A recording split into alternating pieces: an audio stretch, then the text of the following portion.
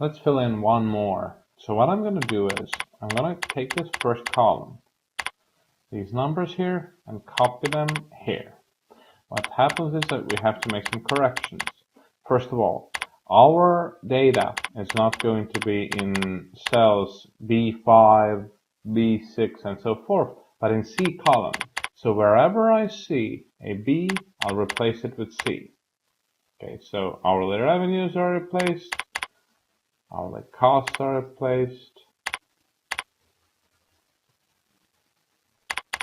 hourly annual hours are replaced, survival rate is the same initially. Customer acquisition cost is replaced. The interest rate remains the same.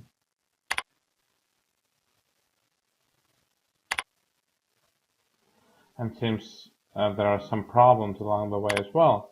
When we have the sum, it comes from I-12, so we should have done it a bit differently. I'm going to do it like this. Here it's going to be I-26 to I-26. And then I'm going to fix it now differently. So the better way for it to be fixed is just to fix the I column. So it's $I26. Now when we copy it to elite ball players, it's going to work automatically. And the same error actually occurred here. There is one more mistake, it seems, namely the NPV of annual profit when it took the year's number from I1. This has moved down as well now. So on I1 becoming I15, I have to change it back to I1. Okay. And now we can just do such a thing that we fix the first row there. It's going to be $1. So when we copy it left and right, it's going to nicely take the next year's number. But when we copy it up and down, it's going to be $1. So such few corrections here. And the same thing regarding the block summing. So I'm going to put in here I27 to I27. And then I'm going to put dollar signs in front of I here this time. Okay, so this should be doable. Now let's copy this to the second year, and in the second year we delete the acquisition cost, and survival retention rate is a different formula in the second column always. So it's basically going to be C19, which is 50% retention rate, times the previous percentage, and then the C19 will have to be fixed with dollar signs. And now this one can be copied all the way. Here it is.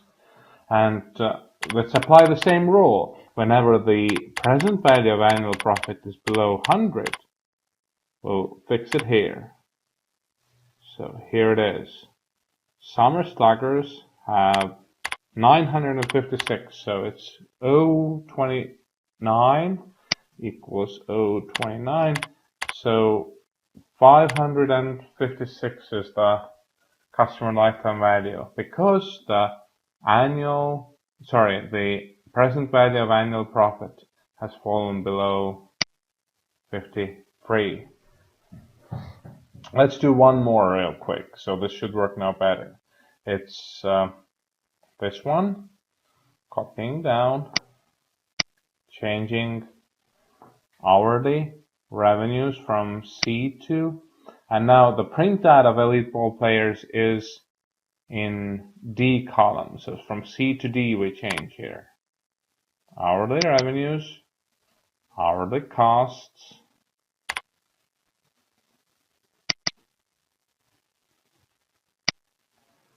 annual hours,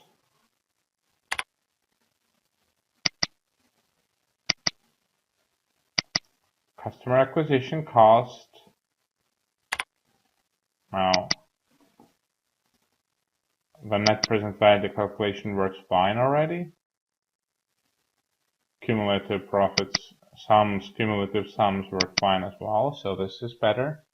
Let's now just take this and delete the acquisition cost, just to be deleted, and change the formula for survival rate, which is 100% from the left, times D19, fix that with dollar signs.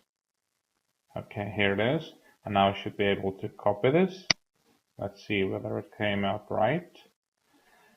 So again, we terminate the lifetime value calculation when the NPV of annual profit will fall below 100 yen. So it's year 11 that we're terminating, and it's 5,916. We can see that we could have gone on and gotten over 23 years, 6,000 out of it. But since we established such a rule that this kind of a hanging end, which has very low final numbers, is irrelevant for us, then we write in here S equals S43 and get this 5,916. So this is all nicely done.